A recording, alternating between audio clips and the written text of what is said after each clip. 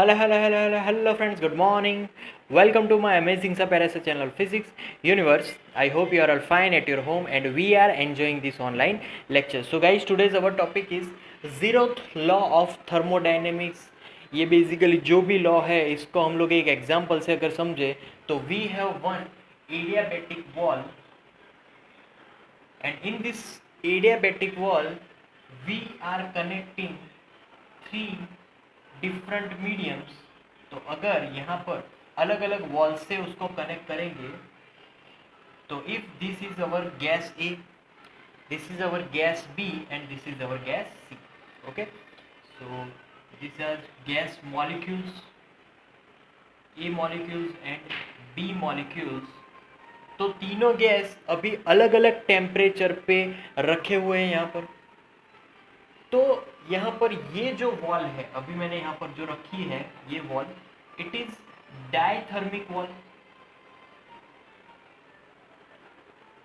और यहाँ पर ये जो वॉल है वो हमारी एडियाबैटिक वॉल है, राइट. तो diathermic wall, this is diathermic wall and this is adiabatic wall. Basically what is adiabatic? Adiabatic is heat insulator. तो वो कभी भी हीट ट्रांसफर नहीं होने देगी. जो भी हमारा ये कंटेनर है पूरा एडियाबैटिक में हमने रखा है. तो ये भी हमारा एडियाबैटिक वॉल, पूरा कंटेनर का जो सरफेस है, बाउंड्री सरफेस है, दैट इज अवर एडियाबैटिक. और यहाँ पर जो हमने बीच में वॉल रखी है वो भी हमारी एडियाबैटिक है. हीट इंसुलेटर, हीट ट्रांसफर नहीं होने देगी. But diathermic wall, diathermic wall वो हीट ट्रांसफर होने देती है. It is heat conducting wall. तो ये हमारी हीट कंडक्टिंग वॉल है. तो यहाँ पर तीनों के टेम्परेचर अलग है. Suppose this is T A, this is T B and this is T C.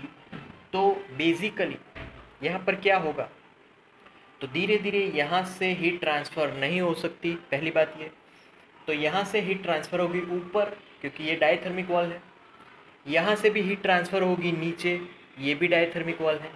तो तीनों इनडायरेक्टली एक दूसरे के साथ कनेक्टेड है.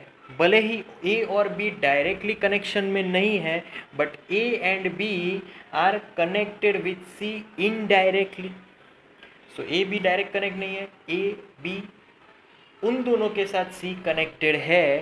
तो कुछ देर बाद तीनों थर्मली इक्विलिब्रियम पोजीशन में आ जाएंगे, क्योंकि अगर ए का टेम्परेचर बहुत ज़्यादा है तो वो सी को देगा, अगर बी का टेम्परेचर बहुत कम है तो सी बी को देगा.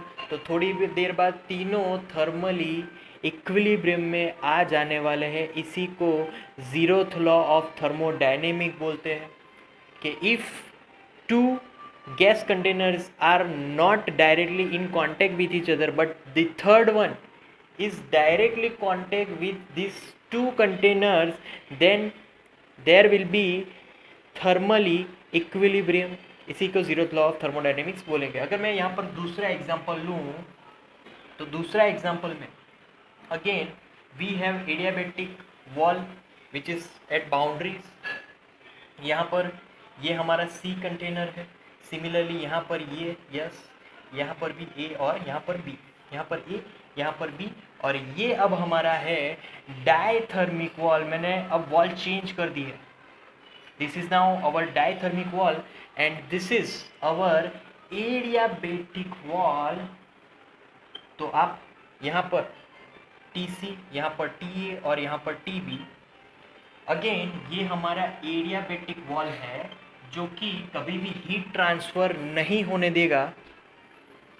तो बेसिकली क्या होगा, ए और बी दोनों डायरेक्टली कांटेक्ट में है क्योंकि यहाँ पर डायथर्मिक वॉल है, हीट ट्रांसफ़र हो सकती है.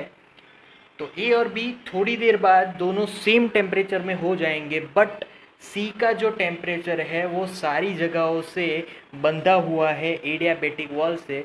तो सी में कोई चेंज नहीं होगा, वो एज इट इज़ रहने वाला है, राइट. तो वॉल पे डिपेंड करेगा कि हीट ट्रांसफ़र होगी कि नहीं होगी. So this is the concept of zeroth law of thermodynamics. Again I am repeating this law that if two containers which are not directly connect with each other, but these two containers if they are with the third party, if they are connect with indirectly with the third party, then this there will be thermally equilibrium. This is called zeroth law of thermodynamics, right? So that's it for today now. Thank you very much for viewing my video lectures till the end. That means a lot to me. Please like my videos and subscribe my channel.